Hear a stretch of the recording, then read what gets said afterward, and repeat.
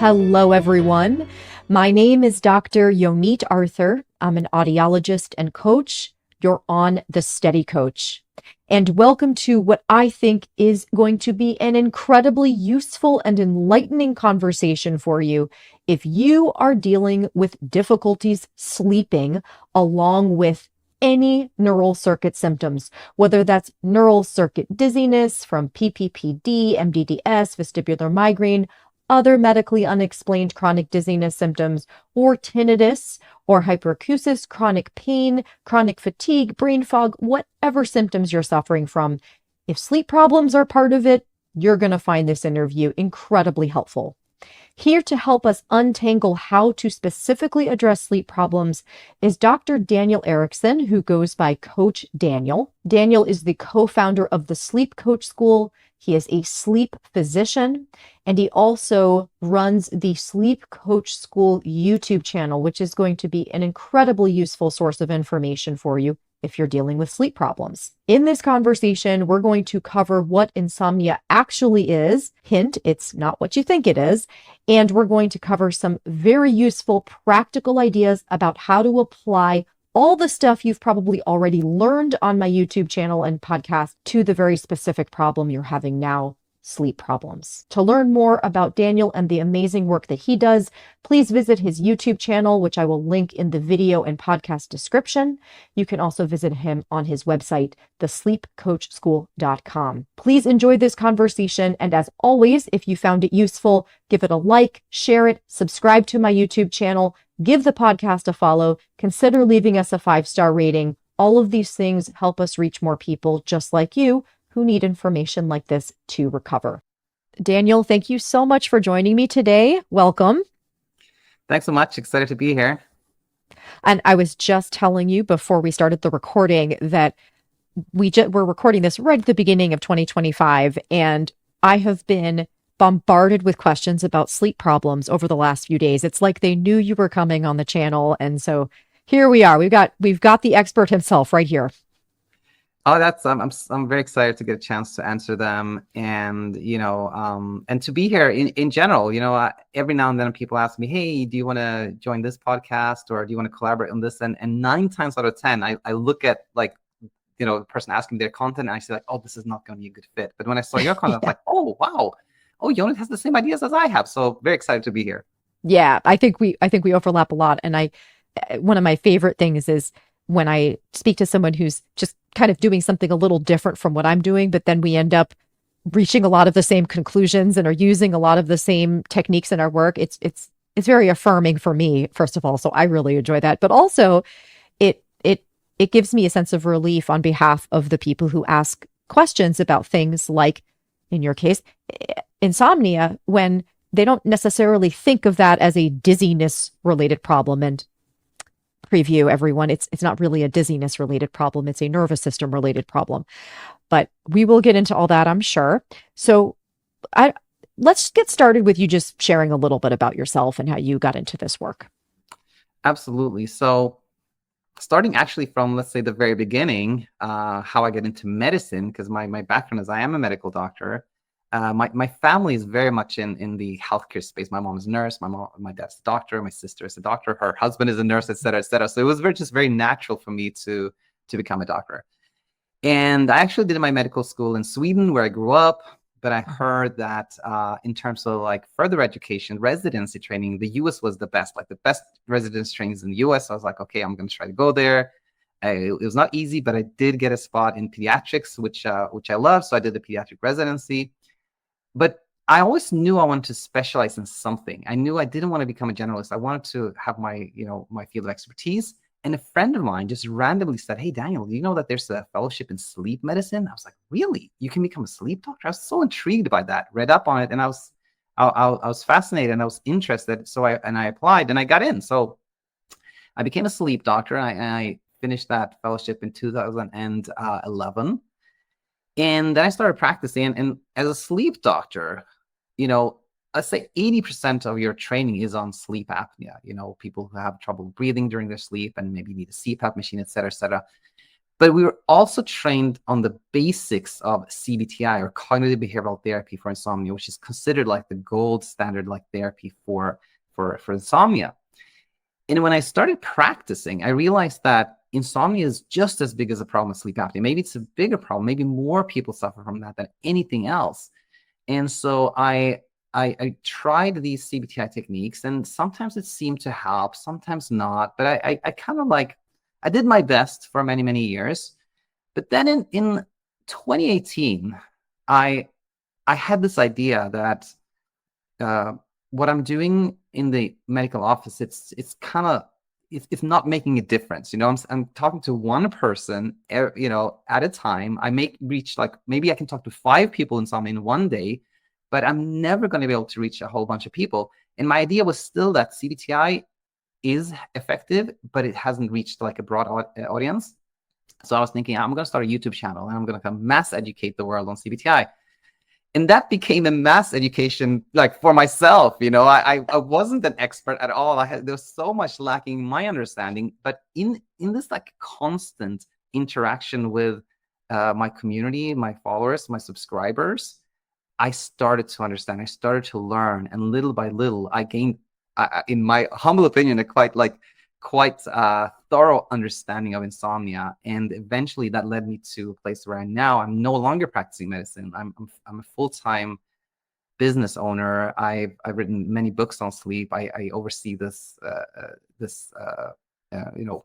entity called the Sleep Coach School, where we help people with insomnia. But essentially that's my journey from, let's say, sleep doctor to sleep coach. No wonder we have reached so many of the same conclusions. I think we may be the same person. It's just so funny. I worked in conventional audiology.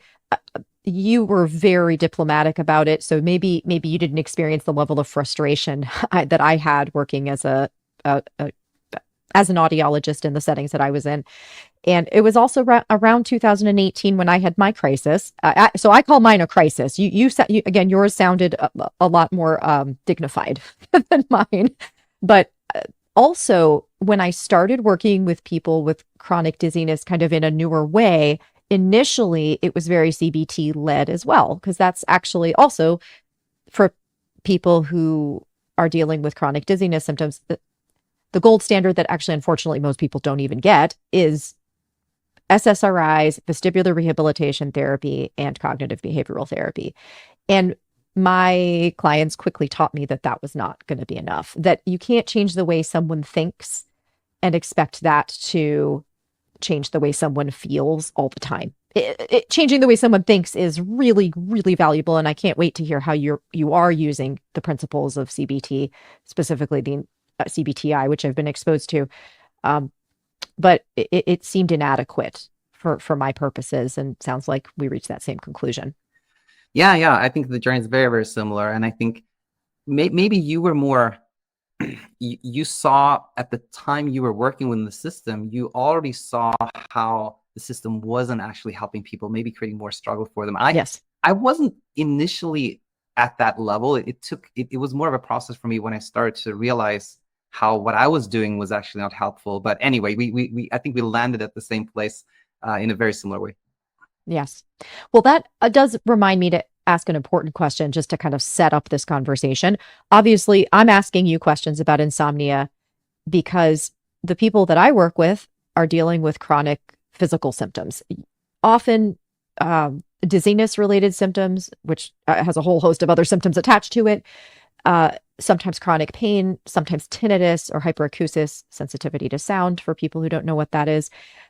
But part of that group of symptoms, there's usually a component of physical arousal and or what people would identify as anxiety and worries. And there's almost always some difficulty getting rest, whether that's actual, by definition, insomnia, or people have trouble relaxing in general. So I get asked a lot about this, and I'm just wondering if on your end, having worked with people with insomnia, if you've encountered people who are also dealing with other physical symptoms related to this nervous system sensitivity issue. Oh yeah, absolutely. I mean, everything you mentioned is very, very common in our community. In fact, I think this was just 2 weeks ago, I made a YouTube video talking about like the 50 most common experiences you have when you have insomnia. And these were things like dizziness, like tinnitus, like peeing a lot, like jerkiness, like, Yes. and there's a whole host of them, and basically shows us that what we think of as insomnia, what we call insomnia, it is a manifestation of hyperarousal. It's in the kind of anxiety space of struggles. So the way I see it is that anything you can experience when you are in this hyperaroused, hypervigilant, anxious state is going to be very, very common when you have anxiety, whether it is, again, some jerks, or some, like, funny sensation from the stomach, nausea, constipation, diarrhea. There's a ton of them, and it's so helpful, I think, for people to see that these are common. These are very, very common as part of the insomnia struggle.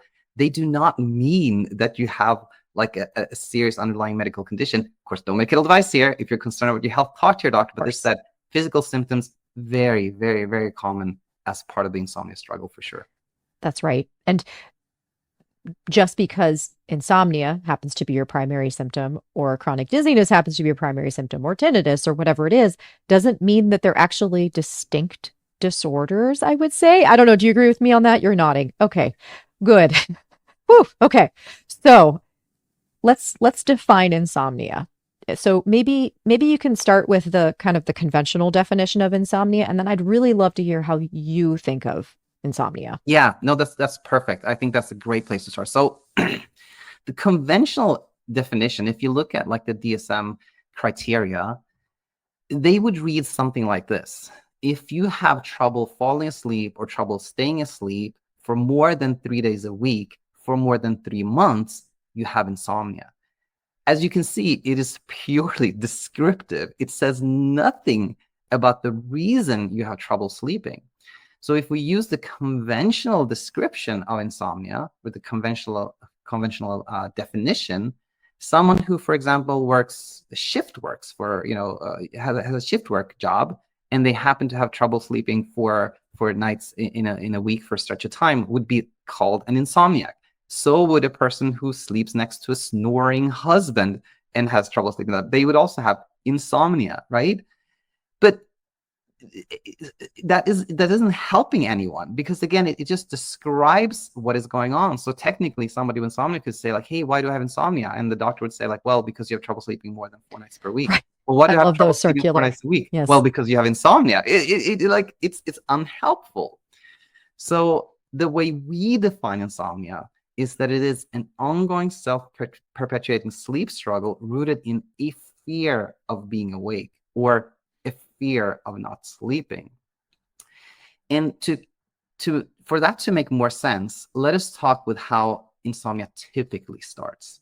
The classical story is that somebody is, either had no trouble sleeping whatsoever in their whole entire life, they were quote unquote a great sleeper, or somebody who was maybe a little bit of a light sleeper, maybe had a tendency towards more choppy sleep here and there, but they weren't bothered, Doesn't really matter. Somebody had no struggle with sleep whatsoever, and then something happens in their lives. They become a mom, they have a big exam, there's some stress at work, they move, something happens, and they have a bit of choppy sleep. And that is, of course, actually completely expected. From an evolutionary standpoint, when we are in what we perceive as in a somewhat threatening situation, we're supposed to be more alert, supposed to be more vigilant. We're supposed to sleep less. If we were a tribe living in the jungle and we heard some weird noises, we're supposed to sleep less and keep an eye out. So the fact that we sleep less when there's some stress in our lives, completely normal and expected. But what then happens is that we are in this place of, threat detection. We think there may be something going on, and our brain makes this kind of mistake. It goes like, oh, wait a minute, I'm not sleeping. That shouldn't be happening.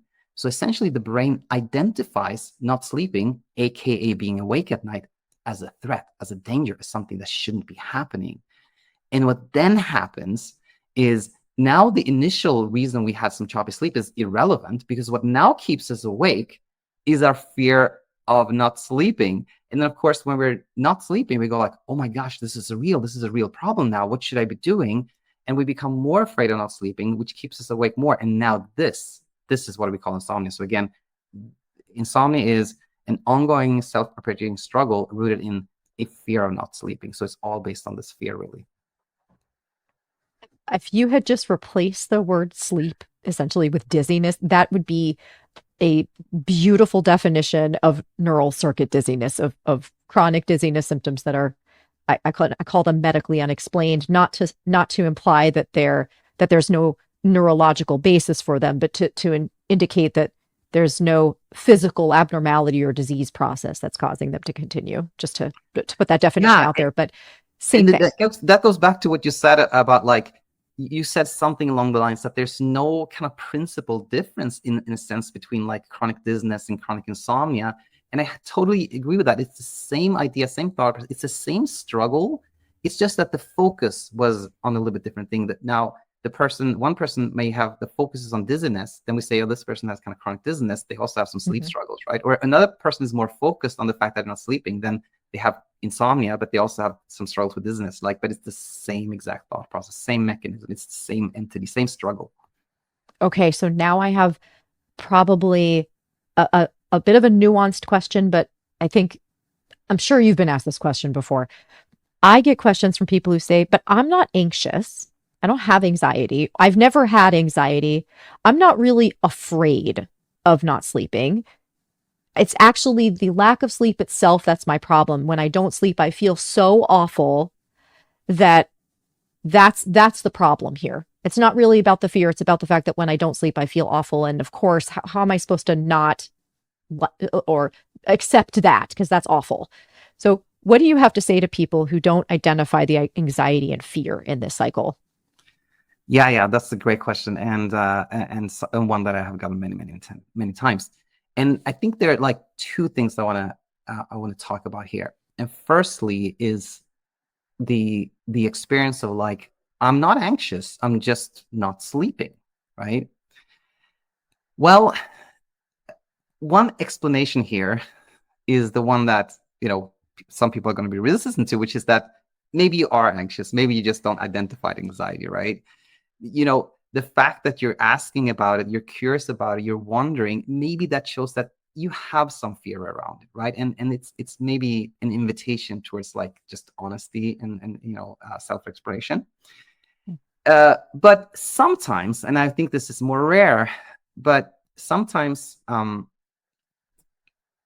being awake at night can come from another source. So the most typical one in insomnia is like the fear.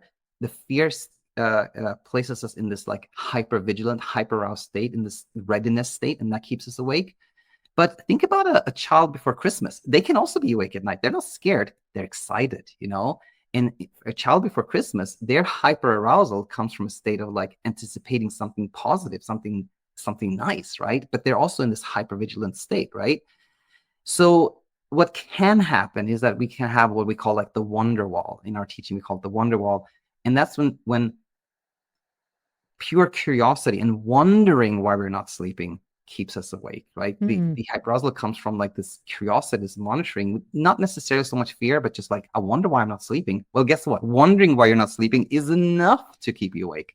So that can happen. But I think most of the time there is actually some fear in at the bottom of this. Now going to the second part here, which is, as you already kind of deduced from our short conversation, what we see as the way of leaving insomnia is education, and also sort of a willingness to experience being awake at night, right? To accept the fact that, yes, sometimes we are awake at night and we can't do anything about that, right? And then a natural kind of challenge to that is exactly what you bring up, which is somebody saying like, well, hey, Daniel, like, how am I supposed to be okay with being awake at night when I feel utterly miserable the next day, right? How can you say there's no threat when I feel absolutely terrible? Okay, maybe there's no biological, like physical threat, but I feel like I'm coming undone if I'm not sleeping enough. How do you meet that? Well, I then invite people who ask me that question to engage in this thought experiment. Okay, so we're going to take a random person off the street, and we're going to keep this person awake for 24 hours. So they were awake the day, we keep them awake the whole night, and then we ask them in the morning, like, how do you feel? Right? How do you feel now? You haven't slept at all. How do you feel? It's very likely that this person will indeed say, I feel a bit tired. I have it's a little bit hard for me to concentrate now. I'll feel a bit sleepy now, which shows that yes, not sleeping in itself, regardless of how we think about it, it can impact how we feel. It can make us feel a bit tired. True. We don't want to try to ignore that or downplay that this is true. However, what really matters is what this person will not say. So the random person that we kept up all night, what will they not say? Well, this person will not say, Daniel, I feel this tsunami of anxiety come over me. I feel completely hopeless. I can't think straight. I'm nauseous. I want to vomit. I feel so tired. I'm exhausted. I'm completely drained. I can't put the right foot in front of the next. We will not hear that, which shows us that what truly matters in terms of how we experience our day is not how many hours we slept, but the story around that, what we tell ourselves around that. If the story becomes, oh, the fact that you didn't sleep, it means something is wrong with me. It means you're damaged. It means you'll never sleep well again. That can make us feel really, really awful, not the little sleep in itself. And seeing that can be really, really an aha moment where people go from like, oh, I need to get more sleep to like, I need to just change the way I talk to myself and how I interpret things. Yes. Wow. So well said. So well said. I'm smiling because again, you're channeling so much of the stuff I say to people about a totally different symptom that often, again, people think is unrelated, but obviously it's not. Okay. So one thing I didn't hear you say is you need to stop being afraid. So I've found that as a coaching tactic does not seem to work out very well. So here's what I'm hearing. What I'm hearing is a bit of that paradox that I encounter in my work a lot, that essentially what I'm telling people is that in order to fix your problem, you have to stop trying to fix it so hard. And this is taking us in a slightly different direction for a moment, but I think this is an important question to ask. So how do you think our conventional approach to insomnia, which involves a lot of fixing and lifestyle changes and like, this is what you need to do to sleep, how do you think that is affecting people as a whole? And how do you undo some of the effects of that approach on people when they come to you for help? Yeah, no, another great question. I would say this, that we should start with the what I think of as the most fundamental, like basic truth when it comes to sleep, the fundamental principle of really our work, which is that peaceful sleep is effortless. It requires absolutely nothing. It's an automatic physiological process that happens when we're not trying to make it happen. So sleep is effortless. For peaceful sleep is effortless. Sleep itself will happen. Even if you do everything quote unquote wrong and you try really hard to sleep, you will still sleep, just because eventually you get so sleepy that you will sleep. But what we want is this like peaceful, refreshing, a restful sleep. And that is effortless. That happens when we're not trying to do something. And for anyone out there who wants sort of proof of concept of that, think about someone in your life who sleeps really without any struggle and ask them, like, what do you do? What's the key? What do you do? And you will get the secret, because that person will go like, I don't know. Like they'll shrug and go like, I don't know, which is like the proof they're not doing anything. Like, and so peaceful sleep comes from effortlessness. And unfortunately, as you alluded to, the conventional way we are told to meet insomnia involves a ton of effort. Most people have come across this under the umbrella term sleep hygiene. So sleep hygiene is essentially like a laundry list of things that we're supposed to do to sleep well. And these includes things like, keep your bedroom dark, keep it cool, don't eat too much before you go to bed, don't exercise too much before you go to bed, avoid coffee, don't drink alcohol, etc., etc. And all this is, of course, I'm sure it's well-meaning, but what unfortunately happens is that every little thing that a person who's now struggling a bit with sleep tries to do or avoid becomes what we call a sleep effort. It becomes an attempt to control their sleep, and it leads them away from this effortless process, right? So the more things they add on and pile on, the more they will struggle because the more effort will be introduced. And the same, I think, is true, unfortunately, for traditional CBT-I, where there's a lot of focus on controlling your sleep time. So the CBT-I idea is basically like, okay, force yourself to stay up really, really late, so you're really, really sleepy, and get up early. And even if you're anxious about sleep, that sleepiness will just like overpower that anxiety, and you will sleep, right? That's kind of the idea. And there's a lot of monitoring. There's a lot of like, oh, if you can't sleep within 15 minutes, get out of bed and then wait 15 minutes and check if you're sleeping, get up and monitor your sleep. It's all very, very, very tricky. All that, in my opinion, becomes part of this effortful approach, which actually leads to more and more sleep struggles, which then leads to, okay, so what do you do? If you meet somebody who is engaged in all these efforts for maybe years, you can't really tell that person, well, stop everything at once and stop being scared. There's nothing to be scared of. That won't work. I think of it often Doesn't as work. like, Yeah. it's like a little child who's scared of like a monster in their closet or something. We can't be like, there's no monster in the closet. That's silly. Then they'd be just more scared because they feel like there's not even anybody on their side, something like that. So a gentle way is really, really helpful. So I really think it all starts with education. Someone who comes to me, I would say like, well, all these sleep efforts that you're doing, you don't have to change anything right now. Just start by understanding, start by understanding what has happened to you. And as part of that educational process, you will understand that all these things you're doing to sleep is actually keeping you from sleeping well. And then the answer is like, it's right there in front of you, right? The answer is to not do so much. And then naturally, somebody who understands that will do less and less as a kind of a natural process, if you will. So I think that's how I see things. Okay. So in that case, that person, it sounds like your efforts with that person might be on teaching them what to do with the fear, because you're basically telling them to stop doing all the other things and building all this effort around sleep. It sounds like, though, that person might need some better tools for working with the fear, because as we've already maybe made some jokes about so far, telling someone to stop being afraid really, really doesn't work. I love the monster in the closet metaphor. I actually use that same one all the time. So funny. As I said, I think we're basically the same person.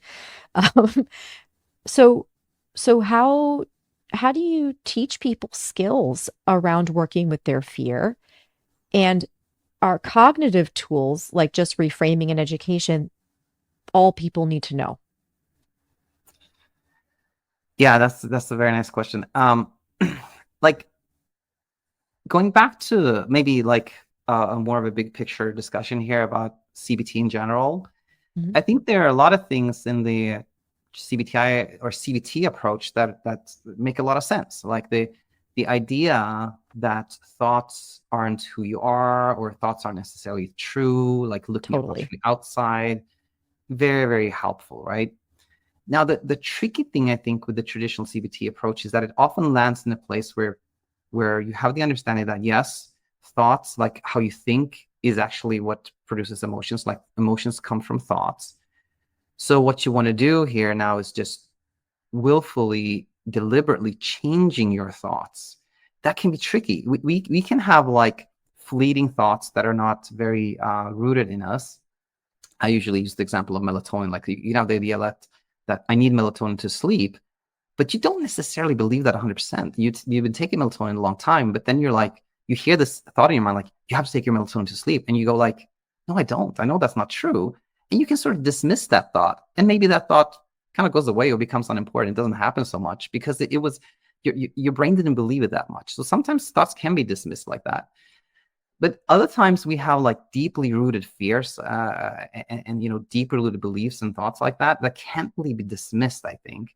And so maybe you have another thought that,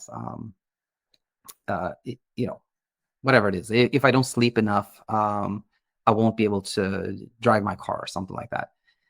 And maybe we really really believe that. And if you try to dismiss that thought, it becomes like this new inner struggle where the brain thinks it has something to communicate to you. And you're just to say, no, I want to hear it. Go away, go away. And the brain goes like, no, this is important. You got to hear this. And it, in fact, amplifies the thoughts. You have more of them the more you try to resist it, right? And Exactly. in that situation, what do we do? To me, the answer becomes something like seeing it kind of becomes the same answer as for insomnia, seeing that having a thought in itself is harmless. Feeling anxious is harmless. It's not going to damage you. It's not dangerous. So kind of a willingness to experience the thought, a willingness to experience the emotion that come from the thought will sort of lead to the brain seeing like, oh, this message was delivered, this thought was heard. I don't have to repeat it again. And so that way, I think is really helpful. A little bit fuzzy, but that's essentially kind of the Not at all. tool, if you will. That is, again, it's just, I'm smiling. For those of you just listening, I'm smiling because, and anyone who's listened to a lot of my content knows why I'm smiling, because you're just speaking my language here. The way I always describe this is emotions are just data that your brain wants you to have. It's important to your brain to deliver this data. It's anger, fear, disgust, whatever it is. It's an important piece of information from your brain's perspective that matters for survival. Your brain is very interested in your survival, so it wants to deliver the message. And when it doesn't feel like you've gotten the message, it keeps pressing the button. It's like, is this thing even on? Is this person even receiving anything? And the more you're like trying to run away from it or deny it, the harder your brain will just keep pressing the button to deliver this message. So you being able to tolerate the actual feeling shows your brain, message received, you can stop pressing the button now. And what you just described, I think is from my perspective, probably the first or second step in resolving symptoms, whatever symptoms we're talking about. Being able to first identify the thought as separate from you, as you said, and then second, being able to tolerate and experience the feeling, whether that's the feeling that's causing the thought or the feeling that's being caused by the thought, whichever one it is. You don't even need to know. You need to be able to feel the feeling, whatever it is. Without necessarily, this is probably where I would say step 3 begins, and you referenced it already, without necessarily believing the story that has set this whole thing off. And I'd love to hear more about how you help people dismantle the story and identify the story that's coming with this whole scenario. Yeah. Firstly, maybe just a quick comment on like, your experience as being a host. I've had the same experience on the other side, which means like I've had guests on my channel and I've been like so fascinated because they're saying the same things I say, with a little twist, with like a little twist, language or worse. And I often liken that to being like a biologist who like, only been in Denmark their whole life, and then Madagascar, like, oh wow, it's so different, but it's still the same. This is so bad. It's like it's they have 4 legs too. Oh my gosh. But yes, to your question, I would say that what probably helps more than anything else is to see that thousands of other people have had like the same story, and had the same ideas, and to see how a shift in their story and their ideas led to a resolution of their struggle.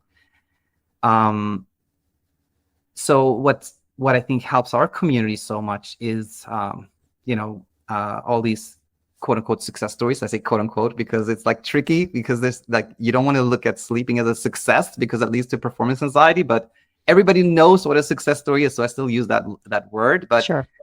I think when people really like hear other people's stories and they see like, oh my gosh, you had the exact same ideas. You also thought that you needed to wear your special PJs to sleep. You also thought that you couldn't sleep if you ate cheese. Oh my gosh, I've had those thoughts too. And now you no longer have those thoughts, and now you sleep well. Oh, like that insight that other people have gone through the same journey and that their thoughts have changed, and that was really helpful. I think that's a key thing. And again, just the general education, the fundamentals also lead to thoughts changing automatically, something like that. Mm-hmm. Yeah. Okay. So let's walk through a scenario and see if we can apply these principles to this scenario. So let's just say symptoms of insomnia started with chronic dizziness symptoms, and there was some physiologic thing going on. And in fact, there may even still be a little bit of just high levels of physiologic anxiety that are maybe making it a little harder for the body to get into a deeply relaxed state. Let's say that's all going on. And This person has read a lot, has been trying really, really hard to get better, starting to read about nervous system regulation and says, oh, I'm just totally dysregulated and I need to stop being so afraid. And they're just kind of worked up about this. And then they also have this story in their head. Okay, if I don't sleep, I'm never going to get better from my dizziness symptoms. So I've really got to make sure that I'm sleeping. So I'm really afraid of being afraid of not sleeping, like the meta fear. So how can we apply some of the things you've talked about so far in that scenario to help this person dismantle all of that? Yeah, that's a great question. And I would maybe first start with saying that there's a difference between sleep disruption and insomnia, which we kind of touched on, but I think it's such a helpful distinction to understand that I want to spend like a little time on it. So very often people say, "Hey, Daniel, like it's not true. Like I've heard that having sleep apnea can cause insomnia. Are you saying that the fact that I'm having sleep apnea has no impact on my sleep, Daniel?" And I'm like, no, not at all. Of course, if you're snoring a lot and you're choking your sleep, that's going to disrupt your sleep. That's going to create some choppy sleep for you. Just as you said, if you have, for example, if somebody's really, really dizzy, then that in itself may cause some sleep disruption, but that's completely different from insomnia. Like insomnia is, again, this like, it's a fear around not sleeping that keeps us awake. And that's different from sleep disruption, where there's some external factor or something physiological within us that has a kind of a secondary effect that it keeps us awake, that's sleep disruption. So, keeping those things apart is really helpful. It can lead people to see that maybe you have both. Maybe there's something that's causing some disruption in your sleep, like say some life, like some stress in your life, that's causing you up a little bit, and you have some insomnia as well. Well, when you no longer have insomnia, you're no longer afraid around sleep. You may still have some sleep disruption, some choppy sleep here and there, but it's not going to impact you very much because it's not this emotional deep struggle, right? So just clarifying that. Now, in this instance that we have a student, a client, who essentially is afraid of being afraid in some way, right? Which is actually very common. It sounds like that should be something unusual, but it's actually very, very common. Super common. I think the answer lies in understanding that we are safe despite our experiences. So at the core of all these struggles, whatever it is, I think, is this kind of misclassification, this misunderstanding that something that's inherently harmful is a threat. Something that's inherently harmless has been mislabeled as a threat. And regardless of what what the thing was that was mislabeled, the answer always becomes the same. So when being awake at night is mislabeled as a threat, we have insomnia. And the way we in our kind of language we meet that is we call it befriending wakefulness. That instead of looking at wakefulness as a threat or a foe to escape, we say, see if you can befriend it. It doesn't mean you have to like it or enjoy it, but see if it can be, like you said, tolerable, if you can tolerate it, right? And same thing, if fear is mislabeled as a threat, if you start thinking like, oh, I can't be scared, that's dysregulating my nervous system, then now what's happened is like fear has been mislabeled as a threat. Like fear is now a perceived threat. So what do we want to do here is, again, like befriend it. Befriend the fear, as impossible as it might sound. Like, again, it's not about liking it, enjoying being scared. Nobody enjoys that, but tolerate it. What can make it easier for you to feel scared if you feel scared? So I think it's always about kind of befriending, befriending the dizziness, befriending the wakefulness, befriending the fear, befriending anything that you have previously looked at as a threat. That's going to lead to a peaceful state of mind where none of these things bother you. Excellent. Okay, so one thing I want to clarify with you, I think we're going to be on the same page about this one. Often what people think of as befriending is not befriending. It's trying to soothe your fear, which often can be kind of compulsively trying to soothe it. I'm not allowed to feel fear. Okay, I'm going to do my deep breathing exercises. I'm going to do a sleeping meditation, and I'm going to be in my special, room that I've set up to help me befriend my sleeplessness or my wakefulness and my symptoms or whatever. That all, it can look like befriending. It can all be good things, but if it's being applied in this go away, I can't tolerate you way, then it's not befriending. Yeah, yeah, 100%, exactly. If the intent is to get rid of it, it's not befriending. It's essentially like somebody said, like, "Hey, Daniel, like I befriended wakefulness for 2 weeks, but I'm still not sleeping anymore." Then you like Right, you right, see, the intent was to get more sleep, right, right? So right. exactly. Which makes it, we understand, a huge catch 22, because we're telling you, okay, you can befriend sleep, but not to try to make yourself sleep, even though you're here because you're not sleeping. Like, we know what we're asking you to do is really hard. So I'm wondering if you have any practical tools or suggestions, things that have worked for your clients to help them get into that better intent, to into that state of mind where they're truly befriending wakefulness or fears or worries. What are some of the things that you teach people to do?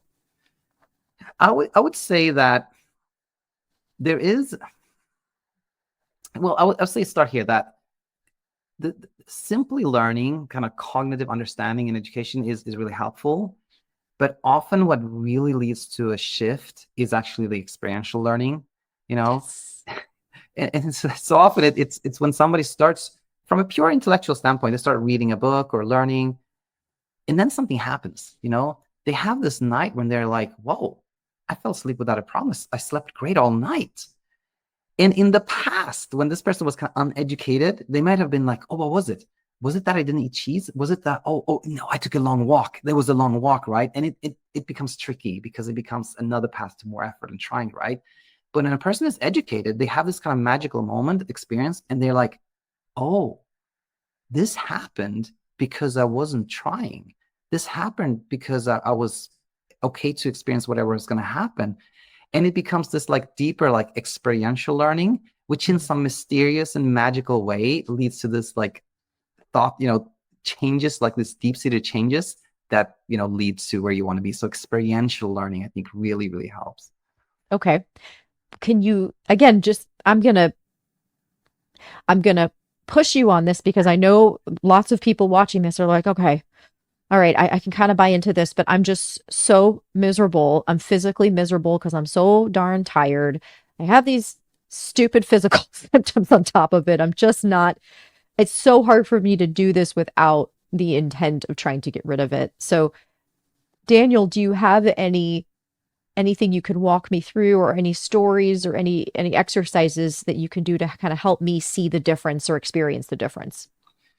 Yeah, that's a great question. So I think we have so far mostly been kind of a big picture, space, which I think is where you want to start because you want the kind of big picture Sure. understanding. But how about on a practical level, right? How can we approach this?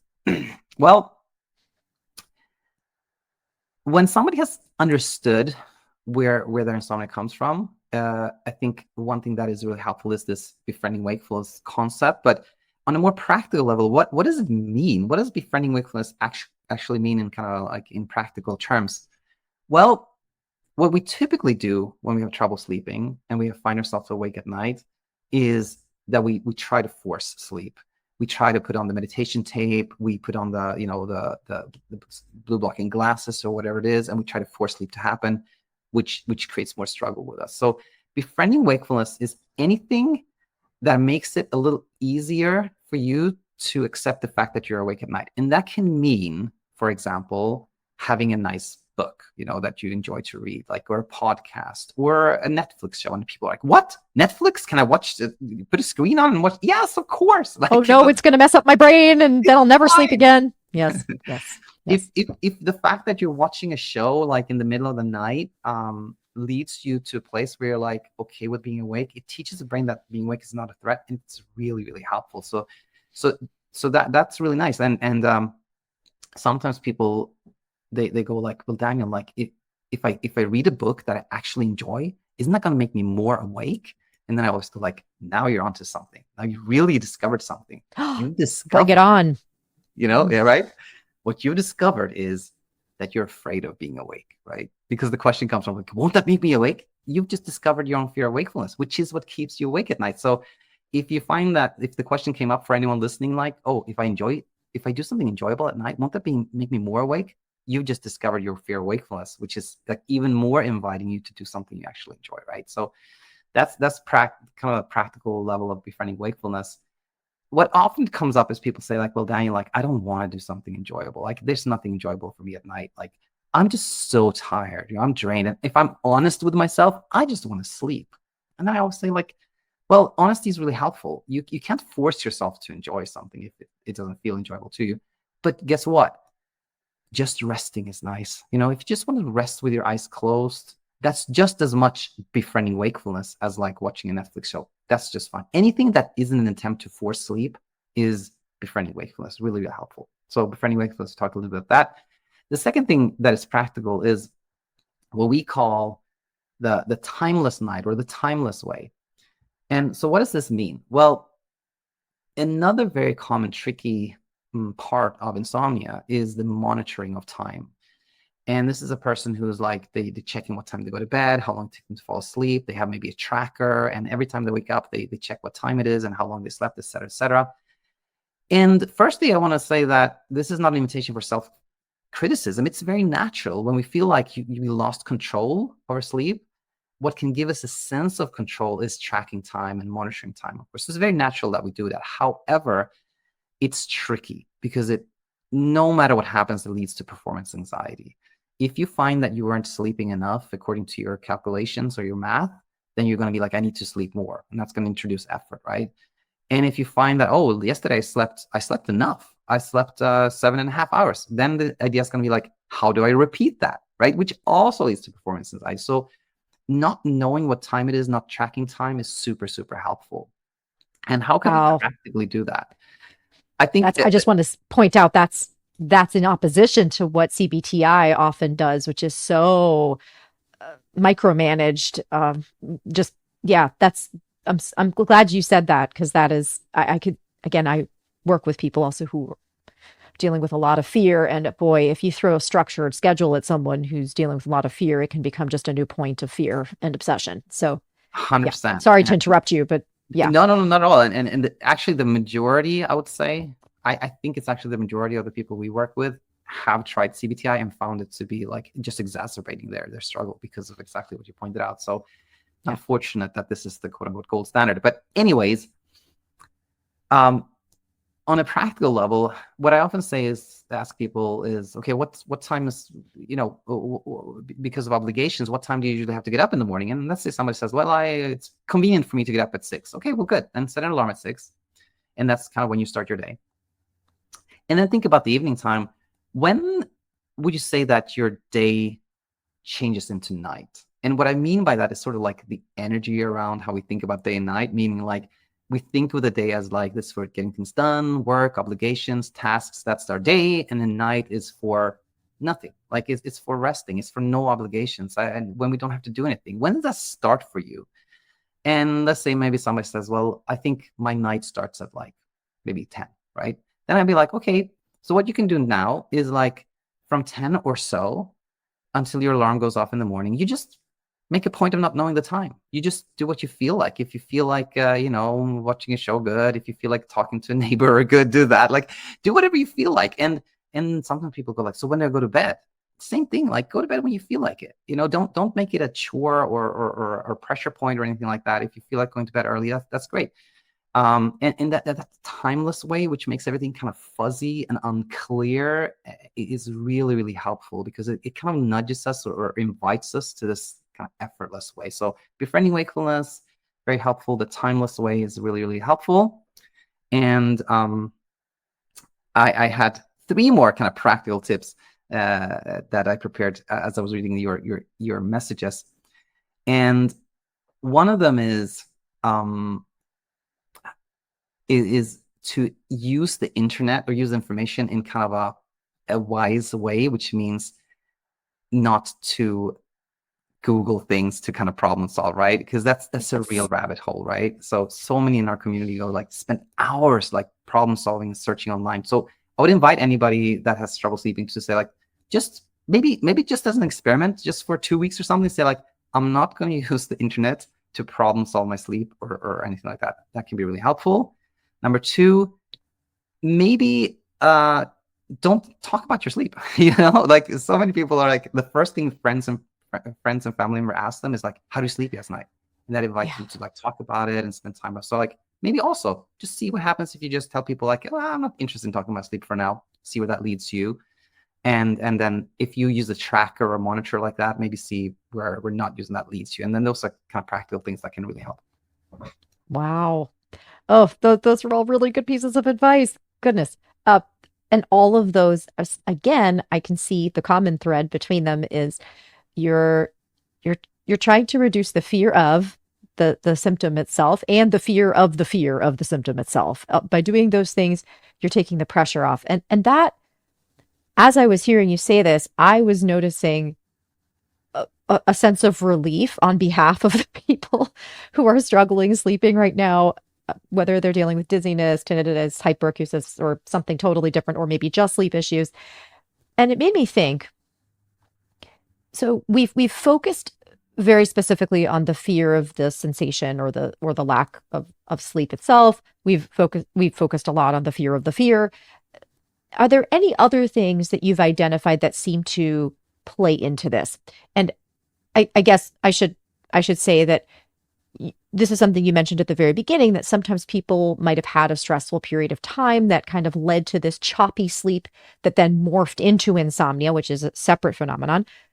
But I'm wondering if you've ever noticed with some clients that that early stressful experience is actually something that does need to be addressed in some way for them to succeed using your approach. And to phrase it one more way, again, just because I know I know you understood, but just want to make sure people who are listening understand what I'm asking. Are there other things that can cause someone to be very sensitive to fear beyond the fear of the sleep itself, that maybe relate to other things going on in that person's life?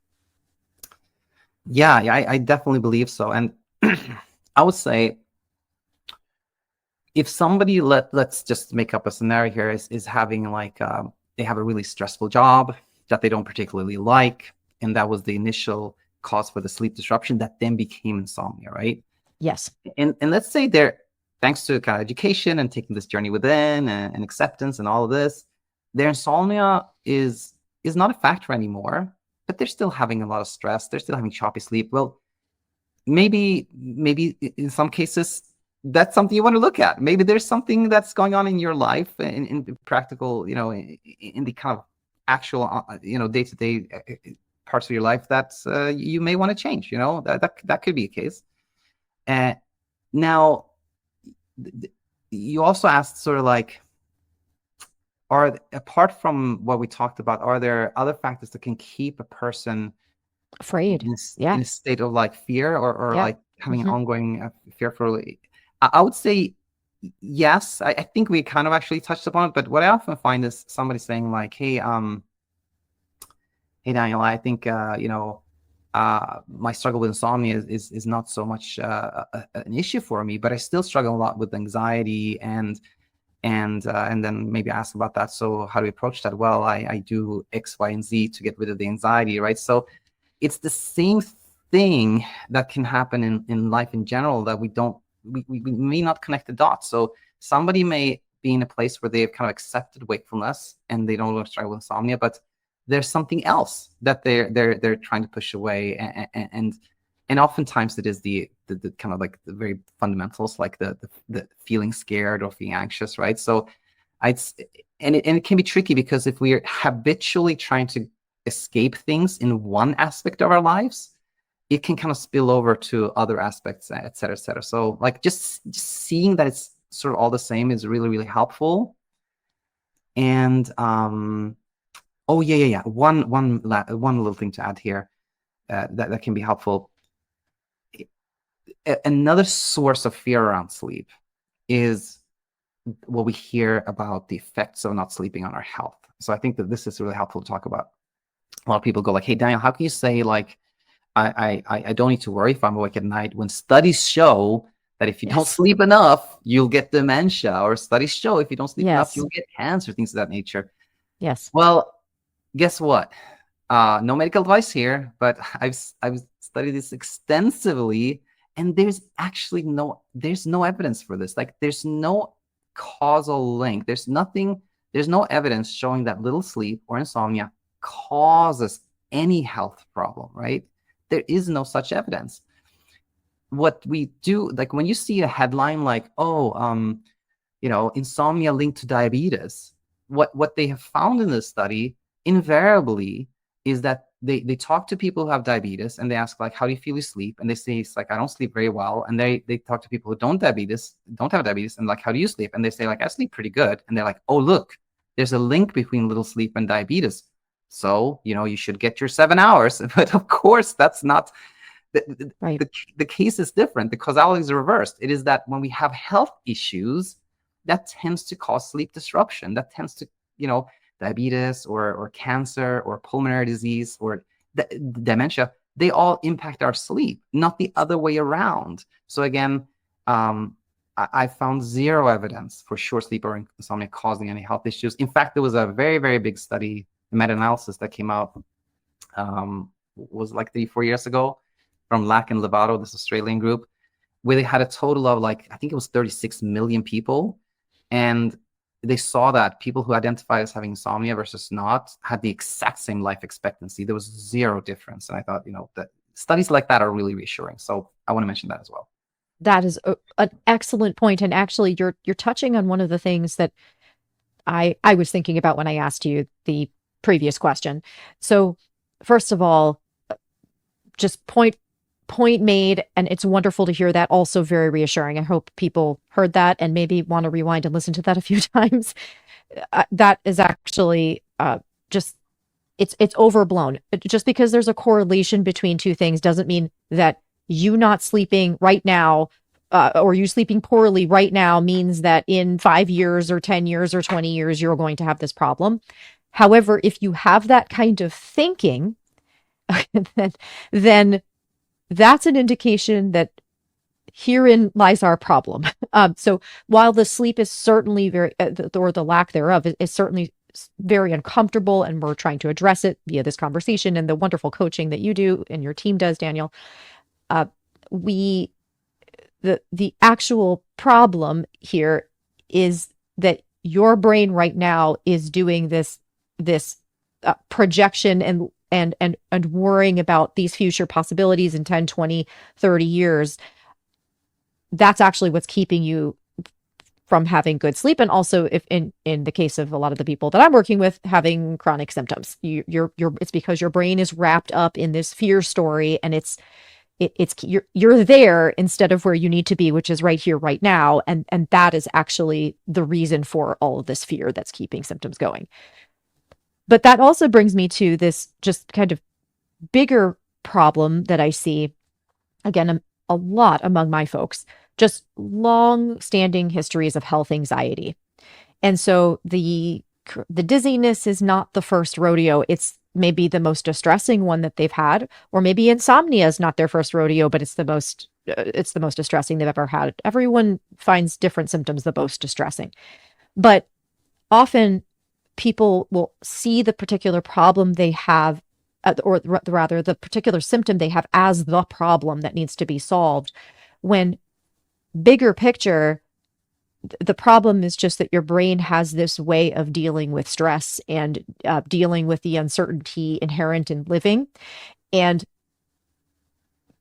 we can dismantle your thoughts around insomnia or around dizziness, but we really need to be addressing the bigger problem, which is this is kind of the mode your brain likes to go into when faced with stress or doubts or uncertainty. Yeah, exactly. Yeah, exactly. You certainly have some clients, some students who've never struggled with anything really, live happily Sure. and then have insomnia, and then Absolutely. the Yes, insomnia is absolutely. resolved, and that was that. But you're hopeful that that person understood that what you learned here also applies if you ever have any other similar struggle, right? But that happens. But as you said, there are also a lot of students who had, like you said, more of like a health anxiety type situation where there was a fear around digestion, and they had like IBS for a while. Now they Yes. solved that. Now there was a fear around Lyme disease. Now that's resolved. There's a fear around long COVID. Now that's resolved. Now it's et cetera, et cetera. And to me, like the sort of what this boils down to for me is that uncertainty that you mentioned. That's inherent, like the inherent uncertainty of living. And I like to illustrate that by saying that, let's say somebody has a spot on their skin, right? and they kind of know that they have anxiety, know that this is probably nothing, but maybe I should check it out, maybe not, and they get more and more worried about it, and they finally say, I'm going to go see a doctor. They get a biopsy done, and they're going to get the results, and now they're super anxious. What if it's melanoma? What if this is skin cancer? They get the result, and like, no, it's a benign mole. It was nothing. And immediately, like, their anxiety kind of just completely melts away. It feels so great.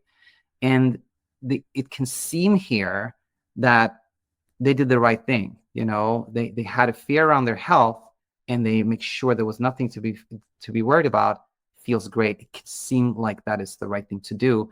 And again, without no medical device here, if you're worried about your health, of course, talk to your doctor. However, whenever you get that release in terms of one aspect of your health, it can lead you to think that uncertainty is not acceptable. And bring it back to what we talked about earlier. To me, this is where what's perceived as a threat here when it comes to health anxiety is uncertainty about one's health. Uncertainty about one's health seems to be a threat, unacceptable, something we shouldn't have. And that leads to like this ongoing thing where there's continuously some new thing that pops up that we need reassurance for, right? So to me, the answer here becomes sort of like befriending uncertainty, still use the same language. And what does that look like? Well, if you have the sense that you have a health anxiety and something new pops up, then you can see that, yes, maybe you want to make sure, talk to your doctor, etc. But maybe you want to take note of the fact that no human being on this planet knows anything about their health for certain. Like if you ask me, like, Daniel, how's your pancreas today? I have no idea. How's your kidney? No idea, right? But we can live happily even with uncertainty without knowing anything about our health. So going towards a place where we accept, we tolerate, we befriend uncertainty, I think really helps in this space. Yeah. And this is, I mean, this could be probably the topic of an entire conversation. Just this, the uncertainty piece. I've done, Daniel, a lot of extra training over the years in the kinds of treatments that are used for obsessive compulsive disorder, not because everyone watching this has OCD or even that a large number of them do, but just people end up with these kind of obsessive compulsive cycles, just like you described, where they get this big relief and anxiety from doing the checking or the researching or the getting reassurance. And ultimately, that way of coping with things can work for a while if you're not facing something really big and scary. But when you have a symptom like dizziness or tinnitus or hyperarousal or insomnia or anything else that's really frightening you, or maybe you're in a particularly vulnerable state, you've been very stressed out, your friends and family aren't being supportive, those strategies that have kind of helped you coast along for a while can become they don't just feed the symptoms, they can grow into their own monster. And that, to me, like you, my hope always is when I help someone with dizziness, for most people, all they really need to do is stop fearing the symptoms, understand what they are, and get back to life in a gradual way while being nice to themselves. That's pretty much the formula right there, guys. You heard it. That's pretty much it. But the devil's in the details. and my hope always is that someone's going to take more than that from this process of recovery and learn the kinds of skills that we're talking about, because as you say, this is a global skill that can apply to so many different kinds of symptoms. Yeah, 100%. And I'm sure you've heard this many times. We surely hear this all the time, is when somebody says insomnia was a gift. It sounds insane to somebody who's struggling with this now, but so many people say that it was a gift because it led me to understand things I would never have understood before, and my entire life has become easier now. There's so many things I tried to control in my life before that I no longer try to control. And I just randomly on TikTok saw this this person who said like things I regret about Ozempic. And in the first picture, she was overweight, and then in the next picture she's like really lean, and then says nothing. And of course, I'm happy for this person who, of course, wanted to lose weight and I'm sure lost weight. But my immediate reaction when I saw it was like, oh my gosh, you could have learned so much from approaching this in another way, right? There's so much learning that could be life changing that didn't happen for you, I assume.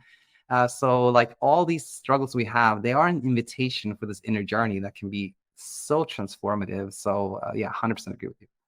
So well said. And I think you and I both agree, if there were a pill for that would actually resolve insomnia, not just mask the problem and put people to sleep, but if there were a pill that would just magically rewire your brain so that you would just wouldn't have insomnia anymore, or likewise for dizziness, I'm never going to be the person who would say, oh no, you shouldn't do that. You should take the journey instead. But at the same time, like you, I would feel sad seeing what I've seen, seeing the kinds of changes people make in their lives and especially in the way they relate to themselves. That's the big one. They treat themselves so differently when this is done. Again, I would never put it on someone that it's a gift, but if you listen to the success stories on my channel and apparently on yours too, I think they're going to be hearing the same thing, that people come out the other side uh, with so much growth. Yeah. And they see Yeah, like it wasn't really about dizziness after all, right? It wasn't really right. about that. It was something else. It was something deeper. And Yes. I can sense that you, like myself, believe that like self-kindness is so, so helpful, you know, and it's hard for people to see that and understand that because we're in this, we have a problem, we want to fix the problem, and we often don't see how critical we are of ourselves, how much pressure we put on ourselves, etc. And yeah, self-kindness, I think, is so helpful. One of the most helpful things, uh, ever invented, quote unquote. Right. Well, I mean, I feel like that's a perfect note upon which to end our conversation here. Just tell me if you agree with this. All of the things that we talked about today, you gave some wonderful ideas and tools.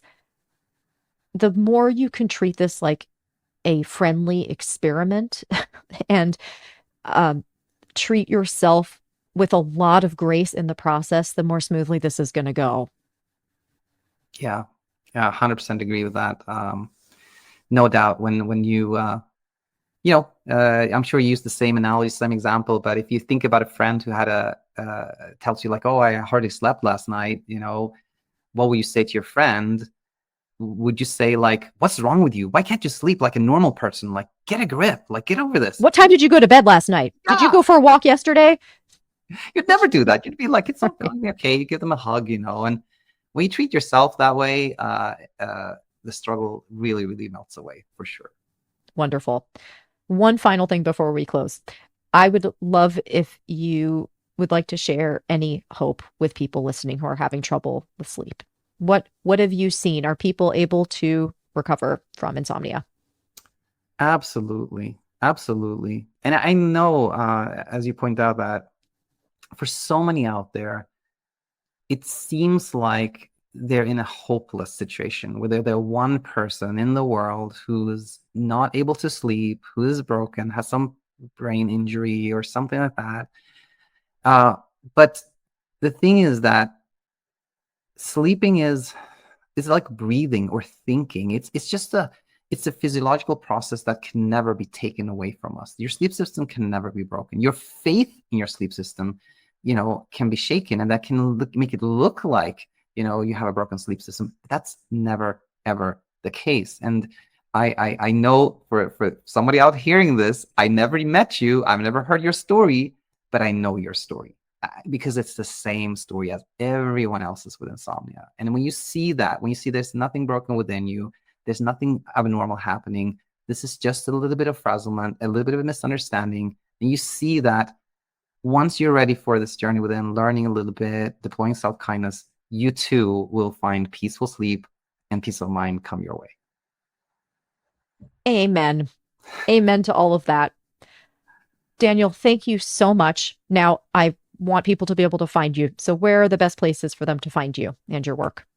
I think it's definitely YouTube. So anyone hearing this, if you search the Sleep Coach School on YouTube, you're going to find our channel. And I'll there's, tag you too in the I video do that. description, the podcast description.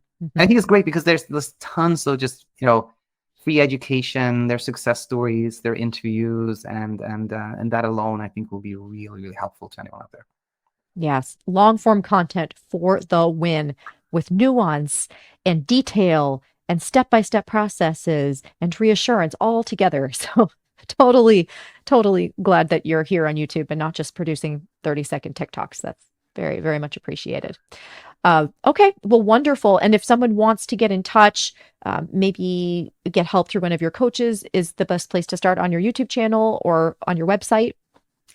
Yeah, I would say to anyone, like, definitely start with the YouTube channel and just get a sense of how we teach and our our material, and make sure it kind of resonates with you. Now, if they're from you, from your community, I'm sure they're Probably going to going be to like, oh, this resonate. is just the same thing in a different language. But anyway, Yes. if somebody wants more help than the free material out there, then go to our website, thesleepcoachschool.com, and we have an app that's really neat. It's like very low cost, and we have this like chatbot that I designed. So it's essentially So talking cool. my language, but it's like, it's not 100% because it's a bot, but that's you can start there, and you can buy one-on-one calls, you can join our group coaching program, et cetera, et cetera. So there's tons of stuff there.